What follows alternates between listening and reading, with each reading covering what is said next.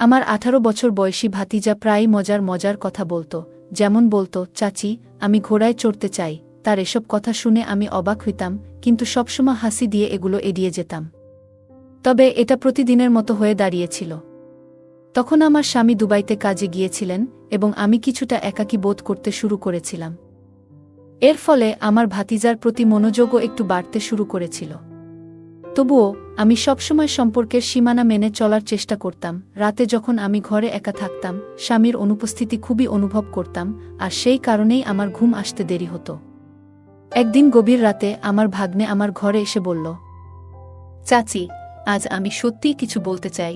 এই বলে সে আমার দিকে এগিয়ে এলো। আমি কিছুটা বিভ্রান্ত হয়ে গিয়েছিলাম, কিন্তু তাকে এভাবে এগিয়ে আসতে দেখে আমি কিছুটা অস্বস্তিতে পড়লাম। তারপর সে আমাকে, বন্ধুরা রেডি হয়ে যাও, আজকের গল্পটি অনেক স্পেশাল। আর দয়া করে গল্পগুলো ভালো লাগলে ভিডিওটি লাইক, শেয়ার এবং চ্যানেলটি সাবস্ক্রাইব করো প্লিজ। এটা সেই সময়ের ঘটনা যখন আমি আমার স্বামীর সাথে নতুন জীবনে পা দিয়েছিলাম। আমার জন্ম গরিব পরিবারে, তাই বাবা মা আমার বিয়ে তাড়াতাড়ি দিয়েছিলেন। বিয়ের ব্যাপারে আমারও অনেক স্বপ্ন ছিল, ঠিক সব মেয়ের মতোই। কিন্তু বাস্তবে সেই স্বপ্নগুলো পূরণ হওয়া সম্ভব হয়নি। বিয়ের প্রথম রাতেই আমার স্বামী আমাকে একা ফেলে বিদেশে চলে গিয়েছিলেন। আমার বিয়েটা খুব তাড়াতাড়ি সম্পন্ন হয়েছিল। আমি জানতাম না আমার স্বামীর বাবা মা জীবিত নেই। তার কেবল এক বড় বোন ছিলেন, যার বিয়ে বহু আগেই হয়ে গিয়েছিল এবং তার একটি সন্তানও ছিল। আমার বাবা মাকে এই সম্পর্ক ভালোই মনে হয়েছিল, কারণ আমার স্বামী একটি ভালো চাকরি করতেন এবং কোনো বড় চাহিদা পেশ করেননি। তাই বাবা মা বেশ আনন্দের সাথে আমাদের বিয়ে ঠিক করেন। বিয়ের পর আমার স্বামী আমাকে তার বাড়ি নিয়ে আসেন। সেখানে খুব সাধারণভাবে আমার স্বাগত জানানো হয়েছিল। আমার শ্বশুর বাড়িতে আমার স্বামী ছাড়া আর কেউ ছিল না। আমি যখন আমার স্বামীর ঘরে ঢুকলাম, তখন দেখলাম তিনি তার ঘরটা ফুল দিয়ে সাজিয়েছেন। সেই রাত আমার জন্য খুব বিশেষ হতে চলেছিল। সেই রাতটি ছিল আমার জীবনের বিশেষ একটি মুহূর্ত, একটি রাত যার জন্য আমি অনেকদিন অপেক্ষা করেছিলাম। আমি সুন্দরভাবে সেজেছিলাম এবং নিজের মধ্যে আনন্দ অনুভব করছিলাম। কিছুক্ষণের মধ্যেই আমার স্বামী ঘরে আসলেন। দরজা বন্ধ করে আমাকে কাছে এসে হাসি মুখে জিজ্ঞাসা করলেন, তুমি কেমন আছো? তার মধুর কণ্ঠে কথা শুনে আমি হেসে উত্তর দিলাম, খুব ভালো, তোমার অপেক্ষায় ছিলাম। এরপর আমরা একসাথে কিছু সময় কাটালাম, কথা বললাম এবং সারাদিন কেমন কাটল তা নিয়ে আলোচনা করলাম।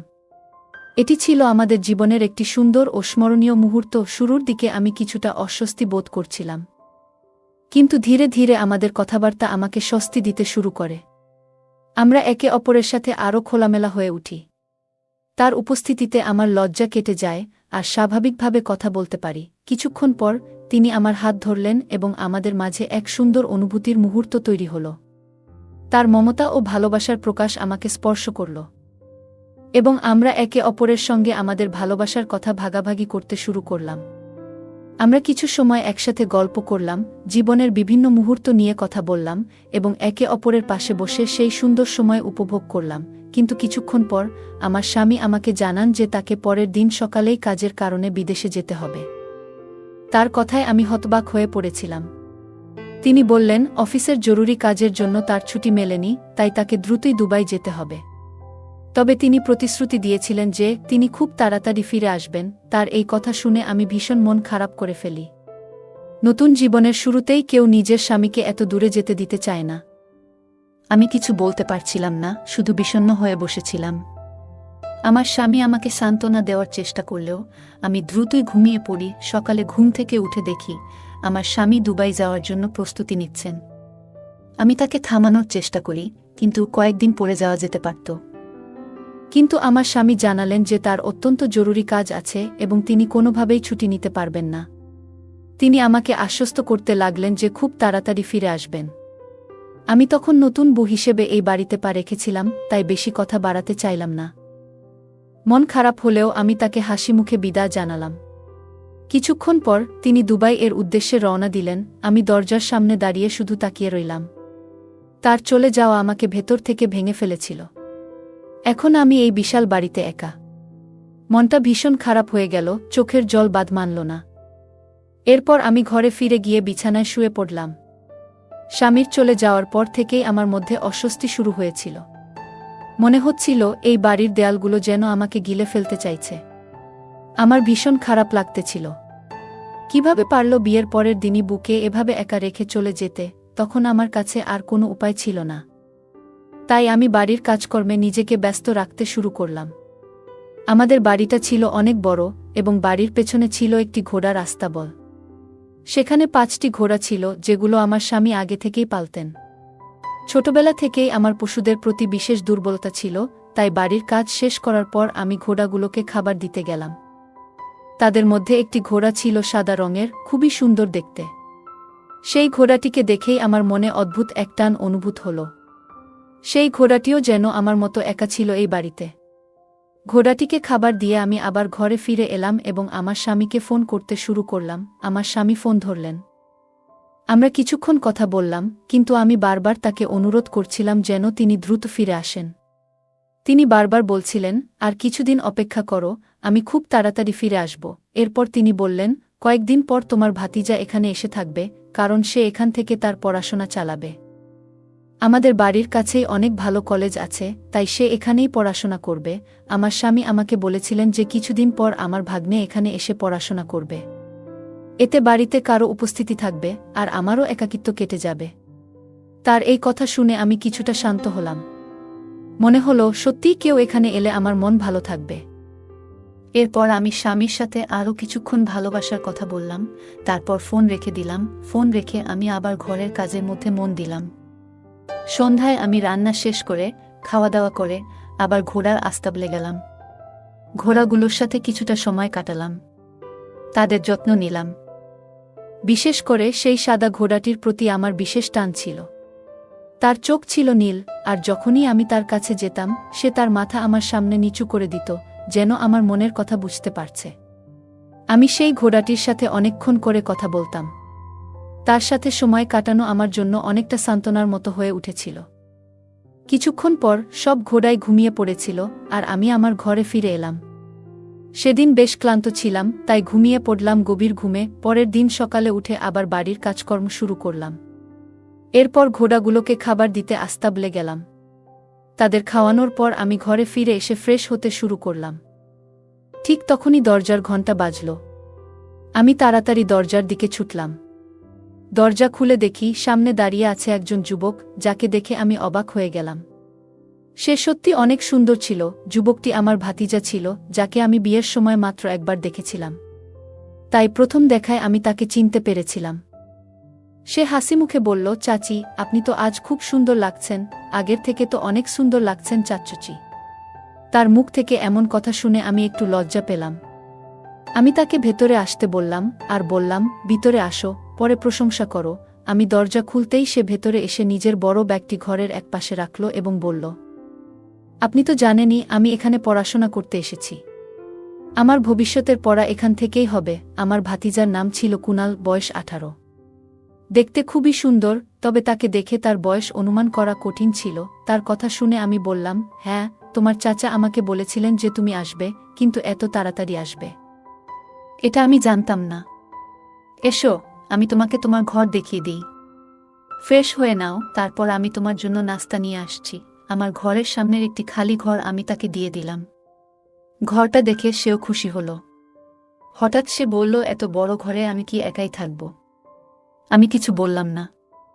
এরপর সুনীল ফ্রেশ হতে চলে গেল, আর আমি কিচেনে নাস্তা বানাতে গেলাম। নাস্তা বানিয়ে যখন তার ঘরে ফিরে এলাম, দেখলাম সে ফোনে গভীর মনোযোগ দিয়ে মুভি দেখছে। আমাকে দেখে সে তাড়াতাড়ি ফোনটি নামাতে গিয়ে ফেলে দিল। আমি তাকে নাস্তার প্লেট এগিয়ে দিলাম। নাস্তা করতে করতে কুনাল বলল, চাচি, আপনি তো অসাধারণ রান্না করেন। আপনার হাতের জাদু আছে, তাই খাবারের স্বাদই আলাদা। আমি তার এমন প্রশংসার কথা শুনে মুচকি হেসে ফেললাম, কারণ সে ছিল খুবই হাসিখুশি স্বভাবের। কিছুক্ষণ আমরা বসে গল্প করলাম তার পড়াশোনা এবং ভবিষ্যতের পরিকল্পনা নিয়ে। এরপর আমি নিজের ঘরে চলে এলাম। ঘরে ঢুকে দেখি আমার ফোনে স্বামীর কল আসছে। আমি তাড়াতাড়ি ফোনটা ধরলাম। আমার স্বামী বললেন, কুনাল তো এসে গেছে, এবার তোমার একাকিত্ব কেটে যাবে। তার কথা শুনে আমি চুপচাপ সম্মতি জানালাম। আমি স্বামীর কথার জবাবে শুধু চুপচাপ হ্যাঁ কি বলেছিলাম, কারণ আমার মনে হচ্ছিল তিনি আমাকে ঠিকমতো বুঝতে পারছেন না। এই সময় আমি তার সঙ্গ চাইছিলাম না, যে তার ভাতিজার। তবে আমি নতুন বউ, তাই বেশি জেদ করতে পারিনি। স্বামীর কথা শুনে ফোন রেখে দিলাম। কিছুক্ষণ বিশ্রাম নিয়ে আমি আবার ঘোড়ার আস্তাবলে গেলাম। আজ সেই সাদা ঘোড়াটি বেশ চঞ্চল ছিল। মনে হচ্ছিল সে অনেক দিন ধরে বাধা থাকায় মুক্ত হতে চাইছে। আমি যখন তাকে খাওয়াচ্ছিলাম, হঠাৎ দেখি কুনাল পাশে এসে দাঁড়িয়েছে। সে বলল, চাচি, এই সাদা ঘোড়াটি খুব সুন্দর, একদম আপনার মতোই। যেমন সুন্দর, সবাই মুগ্ধ হবে। এরপর সে ঘোড়াটির নীল চোখের প্রশংসা করতে করতে বলল, যেই একবার এর চোখের দিকে তাকাবে সে মুগ্ধ হয়ে যাবে। হঠাৎ কুনাল বলল, চাচি, আপনি আমাকে এই সাদা ঘোড়াটিতে একটু চড়তে দিন না। তার এই কথাটা শুনে কিছুক্ষণ আমি নির্বাক হয়ে গেলাম। তার এই আবদার আমাকে হতবাক করেছিল। আমি চুপ করে কিছুক্ষণ দাঁড়িয়ে থেকে হেসে তার কথা এড়িয়ে গেলাম। আমি নিজেই ঘোড়ার পিঠে চড়তে জানি না, আর আমি তাকে কিভাবে সাহায্য করব? আমি তো শুধু ঘোড়াগুলোর দেখাশোনা করি। আমরা আস্তাবলে কিছুক্ষণ কথা বলার পর বাড়ির দিকে ফিরে এলাম। ঘরে ফিরে কুনাল আমাকে বলল, চাচি, আজ আমি বন্ধুর বাসায় যাচ্ছি, একটু দেরি হবে ফিরতে। আমি তাকে যেতে বললাম এবং সে বন্ধুর সঙ্গে দেখা করতে বেরিয়ে গেল। রাতের দিকে যখন সে ফিরে এলো, তখন আমি তার সঙ্গে বসে রাতের খাবার খেতে লাগলাম। খাওয়ার সময় কুনাল আবারও বলল, চাচি, আমাকে কখন ঘোড়ার সোয়ারি করা শেখাবেন? তার কথা শুনে আমি হেসে বললাম, তুমি এখনো ছোট, পরে শেখাবো। আমি ভেবেছিলাম সে মজার ছলে বলছে, কিন্তু হয়তো আমার ভুল ধারণা ছিল। রাতের খাবার শেষ করে কুনাল তার ঘরে চলে গেল, আর আমি রান্নাঘরের কাজ শেষ করে নিজের ঘরে ঘুমাতে গেলাম। সারাদিনের পরিশ্রমে ক্লান্ত ছিলাম, তাই দ্রুত ঘুমিয়ে পড়লাম। কিন্তু সেই রাতে ঘুমের মধ্যে কিছু অদ্ভুত আওয়াজ শুনতে পেলাম। তেমন কিছু ভাবিনি, তাই বেশি মনোযোগও দিলাম না। সকালে উঠে সেই আওয়াজগুলো আমার মনে হতে থাকল। কিচেনে কাজ করার সময় আমি ভাবছিলাম কিভাবে দিনের কাজগুলো শেষ করব। হঠাৎ পেছন থেকে কুনাল এসে দাঁড়ায়, কিন্তু আমি খেয়াল করিনি। সে একবার ডাকছিল, কিন্তু আমি শুনতে পাইনি। কিছুক্ষণ পরে সে আমার কাঁধে আলতোভাবে স্পর্শ করে বলে, চাচি, আমি অনেকক্ষণ ধরে ডাকছিলাম, আপনি শুনলেন না কেন? তার কথা শুনে আমি হাসি দিয়ে বললাম, আমি তো কাজ নিয়ে এতটাই ব্যস্ত ছিলাম যে খেয়াল করিনি। কি বলবে? এরপর আমরা দুজনেই কথা বলতে বলতে রান্নার কাজ শেষ করলাম। কুনাল জানালো যে সে দুপুরে বাড়ি ফিরবে না, কারণ সে কলেজে ভর্তি হতে যাচ্ছে। আমি শুনে বললাম, ঠিক আছে, তবে রাতে ফিরবে তো? তখন সে বলল, হ্যাঁ, রাতে আমি আসবি। এরপর আমি এবং কুনাল একসাথে বসে নাস্তা করলাম। নাস্তা করার সময় কুনাল মজা করে আমাকে বলল, চাচি, কবে আমাকে তোমার ওই সাদা ঘোড়ায় চড়তে দেবে? আমি তার কথায় কিছু না বলে মুচকি হেসে রইলাম। এরপর আমি বললাম, তোমার ঘোড়ার প্রতি আকর্ষণ কবে থেকে শুরু হলো? সে বলল, ছোটবেলা থেকেই ঘোড়ায় চড়ার শখ আছে, বিশেষত সাদা ঘোড়ার প্রতি দুর্বলতা। সে বারবার আমাকে নিয়ে হাসির ছলে কথাগুলো বলছিল, কিন্তু আমি সবসময় তার কথাগুলোকে হেসে এড়িয়ে যেতাম। এরপর থেকে এটি প্রতিদিনের একটি মজার বিষয় হয়ে দাঁড়াল। একদিন রাতে যখন কুনাল বাসায় ফিরল, খাবার খেয়ে নিজের ঘরে চলে গেল। কিছুক্ষণ পর আমি আবার তার ঘর থেকে অদ্ভুত এক আওয়াজ শুনতে পেলাম। বিষয়টা বেশ অস্বস্তিকর লাগছিল। আমি ধীরে ধীরে তার ঘরের দিকে এগিয়ে গেলাম এবং দেখলাম সেই আওয়াজ তার ঘর থেকেই আসছে। আওয়াজটা কিছুটা অস্বাভাবিক ছিল, এবং এর ফলে আমার মনে অদ্ভুত এক অনুভূতি সৃষ্টি হল। আমি একটু ঘাবড়ে গেলাম, যেন সেই আওয়াজের কোনো রহস্য লুকিয়ে আছে। ভয়টা ধীরে ধীরে বেড়ে যাচ্ছিল, তাই আমি সিদ্ধান্ত নিলাম যে আর দেরি না করে দ্রুত সেখান থেকে সরে আসি। নিরাপদ দূরত্বে গিয়ে আমি নিজেকে শান্ত করার চেষ্টা করলাম এবং ভাবতে লাগলাম, কি হতে পারে সেই অদ্ভুত আওয়াজের উৎস। আমি দ্রুত সেখান থেকে পালিয়ে এসে নিজের ঘরে ঢুকে পড়লাম। তখন আমার স্বামীকে খুব বেশি মনে পড়ছিল। ভয়ে আমি সেই রাতে অনেকক্ষণ কেঁদে ঘুমিয়ে পড়েছিলাম। সকালে ঘুম থেকে উঠে আবার আমি ঘরের কাজ নিয়ে ব্যস্ত হয়ে গেলাম। কাজ করতে করতে আবারও রাতের সেই অদ্ভুত আওয়াজের কথা মনে পড়তে লাগল। এর মধ্যেই কুনাল আবার আমার কাছে এসে দাঁড়াল। সে এমন কিছু এলোমেলো কথা বলছিল যা শুনে আমি পুরোপুরি হতবাক হয়ে গেলাম। সে বলল, আমি খুব শিগগিরই তোমার ঘোড়ায় চড়তে চাই। তার এমন নির্দোষ ইচ্ছে শুনে আমি হেসে বললাম, তুমি তো এখনো ছোট, আগে একটু বড় হও, তারপর আমরা একসঙ্গে ঘোড়ায় চড়ব। কথাগুলো হাস্যরসের মধ্যে শেষ হল এবং আমরা দুজনেই হেসে ফেললাম। কিন্তু ধীরে ধীরে আমি লক্ষ্য করলাম কুনালের আচরণে অনেক পরিবর্তন আসতে শুরু করেছে। সে প্রায় বসে মোবাইল ফোনে কিছু দেখত, কিন্তু আমি কাছে গেলেই সে অস্থির হয়ে ফোন লুকিয়ে ফেলত। প্রতিদিন রাতে সেই অদ্ভুত আওয়াজগুলো আমার ঘুম নষ্ট করে দিচ্ছিল। আমি কুনালকে সবসময় ছোট বলে ধরে নিতাম, তাই তার এইসব কাজকে তেমন গুরুত্ব দিতাম না এবং হেসে উড়িয়ে দিতাম, কিন্তু এখন কুনাল আমার সাথে অনেক বেশি বন্ধুত্বপূর্ণ হয়ে উঠেছে। সে খুব কাছাকাছি এসে বসত, যা আমাকে এক ধরনের ভিন্ন অনুভূতির মধ্যে ফেলে দিত। সে আমার সাথে নাস্তা করত এবং আমার ঘরেও এসে দীর্ঘক্ষণ ধরে নানা কথা বলত। সেসব কথার মাঝে কখনো কখনো সেই অদ্ভুত পরিস্থিতির পুনরাবৃত্তি ঘটত।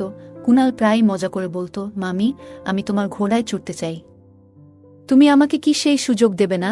আমি তাকে সবসময় ছোট মনে করে তার কথাগুলোকে গুরুত্ব দিতাম না এবং হেসে উড়িয়ে দিতাম। কিন্তু আমি বুঝতে পারিনি এর পেছনে কিছু গুরুতর সমস্যা লুকিয়ে আছে, যা আমার ভবিষ্যতের জন্য বিপজ্জনক হতে পারে। এক রাতে আমি গভীর ঘুমেছিলাম, হঠাৎ আবার সেই অদ্ভুত আওয়াজ শোনা গেল। আমি মনোযোগ দিয়ে শুনতে শুরু করলাম। আওয়াজটা কুনালের ঘর থেকেই আসছিল। আমি সঙ্গে সঙ্গে উঠে তার ঘরের দিকে এগিয়ে গেলাম। আমি তার ঘরের বাইরে দাঁড়িয়েছিলাম, যেখানে সেই আওয়াজ আরও জোরে শোনা যাচ্ছিল। এরপর আমি ধীরে ধীরে খোলা জানালা দিয়ে উকি দেওয়ার চেষ্টা করলাম। জানালা দিয়ে উকি দিয়ে দেখি কুনাল তার মোবাইলে কিছু দেখছিল এবং তার আচরণ একটু অস্বাভাবিক লাগছিল, যা দেখে আমি কিছুটা চিন্তিত হয়ে পড়লাম। সঙ্গে সঙ্গে আমি দৌড়ে নিজের ঘরে ফিরে এলাম এবং আমার স্বামীকে ফোন করার চেষ্টা করলাম। ফোনে আমি তাকে জানালাম যে আমি খুব একা অনুভব করছি এবং তাকে দ্রুত ফিরে আসার জন্য অনুরোধ করলাম। তিনি বললেন তার আসতে একটু সময় লাগবে, যা শুনে আমি হতাশ হলাম। শেষমেশ আমি ফোন রেখে নিজেকে শান্ত করার চেষ্টা করলাম। পরদিন সকালে খুব জোরে বৃষ্টি হচ্ছিল এবং সেই দিনটিও অদ্ভুতভাবে শুরু হয়েছিল। সেদিন সকালে আমি খুব তাড়াতাড়ি উঠে পড়েছিলাম। আমার মনে সারাক্ষণ স্বামীর কথা ঘুরছিল। রাতভর আমি খুবই অস্থিতে ছিলাম, কিন্তু সিদ্ধান্ত নিয়েছিলাম যে কুনালের ব্যাপারে আপাতত কাউকে কিছু বলবো না। আমার স্বামী যখন এখানে আসবে তখন আমি নিজেই তাকে সবকিছু দেখাবো। আমি ভয় পাচ্ছিলাম, যদি তিনি আমার কথা বিশ্বাস না করেন এবং ভুল বোঝেন, তবে হয়তো এই বাড়ি থেকে আমাকে বের করে দেবেন। কুনাল এরও এখন এই জায়গায় বেশ ভালোই মানিয়ে গেছে। এমনকি আমাদের ঘোড়াগুলোর সাথে তার গভীর সম্পর্ক তৈরি হয়েছে, যা আমি দূর থেকে দেখছিলাম। এমনকি সে ঘোড়াটির সাথে অনেক কথাও বলছে। মনে হচ্ছে ঘোড়াটিকে সে পোষ মানিয়েছে। আমি ভাবতে শুরু করলাম, কুনাল প্রতিদিন মজা করে আমাকে বলতো, চাচি, আমাকে সাদা ঘোড়ায় চড়তে হবে। সে কি আসলেই এ কথায় কি ইঙ্গিত করছিল? আমার মন নানা প্রশ্নে জর্জরিত হয়ে উঠছিল। আমি বুঝতে পারছিলাম না সে কি বোঝাতে চাইছে। হয়তো আমি তাকে ভুলভাবে বিচার করছিলাম। কিন্তু যদি আমি ভুল না করে থাকি, তাহলে রাতের বেলা তার ঘর থেকে এমন কিসে আওয়াজ আসে প্রতিদিন? এখন আমার মনে অনেক প্রশ্ন ভর করছিল, যার উত্তর একমাত্র কুনালই দিতে পারবে। এই কারণেই আমি কুনাল এর ফেরার অপেক্ষায় ছিলাম। কিছুক্ষণ ঘোড়াটির সঙ্গে সময় কাটিয়ে কুনাল যখন ঘরে ফিরল, তখন সে নিজের ঘরে চলে গেল। আমি তার পেছন পেছন গিয়ে তার ঘরে ঢুকে দরজা বন্ধ করে দিলাম। কুনাল আমার এমন আচরণে পুরোপুরি বিস্মিত হয়ে পড়েছিল। সে অবাক হয়ে বলল, চাচি, আপনি এত তাড়াতাড়ি উঠে পড়েছেন? আমি বললাম, তুমি কেন এত অবাক হলে? তুমি কি চাও না আমি তোমার কাছে আসি? আমি ইচ্ছা করেই কিছু অদ্ভুত কথা বলতে লাগলাম এবং সে আমার ইঙ্গিতগুলো বুঝে গেল। সে সঙ্গে সঙ্গে বলল, না, আমি এমন কিছু বোঝাতে চাইনি। আমি জবাব দিলাম, তাহলে তুমি কি বোঝাতে চেয়েছিলে? প্রতিদিন তুমি বলো তোমাকে সাদা ঘোড়ায় চড়তে হবে। সে বলল, চাচি, আমি তো আগেই বলেছিলাম আমি ওই সাদা ঘোড়াটির কথা বলছিলাম, যেটা অস্তবলে আছে। আমি জিজ্ঞেস করলাম, তুমি কি সত্যিই সেই ঘোড়ার কথা বলছিলে? সে বলল, হ্যাঁ চাচি, সেই সাদা ঘোড়াটির প্রতি আমার অনেক ভালোবাসা। ছোটবেলা থেকেই ঘোড়ায় চড়ার শখ ছিল। যখন ছোট ছিলাম আমার দাদির বাড়িতে অনেক ঘোড়া ছিল। আমি সেখানে প্রায় যেতাম এবং ঘোড়ায় চড়তাম।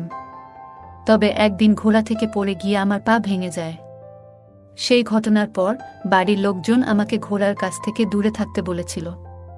কিন্তু ঘোড়ার প্রতি আমার ভালোবাসা কখনোই কমেনি। সে আরও বলল, যখন এখানে এলাম, এই ঘোড়াটিকে দেখে আমার পুরনো স্মৃতিগুলো ফিরে আসতে শুরু করেছিল। কিন্তু আমি ঘোড়ায় চড়ার পদ্ধতি ভুলে গিয়েছিলাম। আমি জিজ্ঞেস করলাম, তাহলে তুমি কিভাবে ওই ঘোড়ায় চড়ছিলে? সে বলল, আমি রাতের বেলা ভিডিও দেখে শিখছিলাম কিভাবে ঘোড়াকে বোঝানো যায় এবং কিভাবে তাকে নিয়ন্ত্রণ করতে হয়। ভিডিও দেখে আমি অনেক কিছু শিখেছি। কুনালের মুখ থেকে সব কথা শুনে আমি নিজের ভুল বুঝতে পারলাম। আমি তাকে ভুলভাবে বিচার করেছিলাম এবং এতে আমার নিজের উপর লজ্জা লাগছিল। সে আসলে খুব ভালো ছেলে ছিল এবং আমার মতোই প্রাণীদের প্রতি তার গভীর ভালোবাসা ছিল। আমি তাকে ভুল বুঝেছিলাম, অথচ যদি আগে থেকেই তার সাথে কথা বলতাম তবে এত কিছু ঘটত না। আমরা দুজন কিছুক্ষণ একসঙ্গে বসে কথা বললাম। ঠিক তখনই আমি বাড়ির দরজার ঘণ্টা বাজতে শুনলাম। দ্রুত আমি দরজা খুলতে ছুটে গেলাম। দরজা খুলতেই দেখি আমার স্বামী দাঁড়িয়ে আছেন। তাকে দেখে আমি অবাক হয়ে গেলাম। তিনি আমাকে সারপ্রাইজ দিতে এসেছিলেন এবং তাকে দেখে আমি খুব খুশি হয়ে গেলাম। তিনি বলছিলেন, তোমার তো নতুন বিয়ে হয়েছে। স্বামীর থেকে দূরে থাকা একজন স্ত্রীর জন্য কতটা কঠিন সেটা আমি বুঝতে পারছি। তাই তুমি যখন আমাকে তাড়াতাড়ি বাড়ি আসতে বলেছিলে, আমি সব কাজ দ্রুত শেষ করে ফিরে এসেছি। আর এখন আমি এখান থেকেই আমার অফিসের শুরু করব। আমি বুঝতে পারলাম যে কুণালের সম্পর্কে আমার ধারণাগুলো ভুল ছিল। যদি আমি আগেই আমার স্বামীকে কুণালের বিষয়ে বলতাম, হয়তো তিনিও ভুল বুঝতেন, আর এতে কুণালের মানসম্মান ক্ষতিগ্রস্ত হতো। কিন্তু ভাগ্য ভালো, সময়মতো সবকিছু পরিষ্কার হয়ে গিয়েছিল এবং সঠিক সিদ্ধান্ত নেওয়া সম্ভব হয়েছিল। বন্ধুরা, জীবনে কখনো ছোট কোনো ভুল সম্পর্ক নষ্ট করে দিতে পারে। যখন একবার সম্পর্কের মধ্যে ভুল বোঝাবুঝি তৈরি হয়, তখন তা আর আগের মতো সহজে ফিরে আসে না। প্রতিটি সম্পর্কের নিজস্ব মর্যাদা থাকে, তাই আমাদের সবার উচিত নিজেদের সম্পর্কের সেই মর্যাদা বজায় রাখা। গল্পটা কেমন লাগলো জানাতে ভুলবে না। আরও মজার মজার রোমান্টিক গল্প শুনতে চাইলে ভিডিওটি লাইক, শেয়ার এবং চ্যানেলটি সাবস্ক্রাইব করতে এবং বেল আইকনটি ক্লিক করতে ভুলবে না। ধন্যবাদ।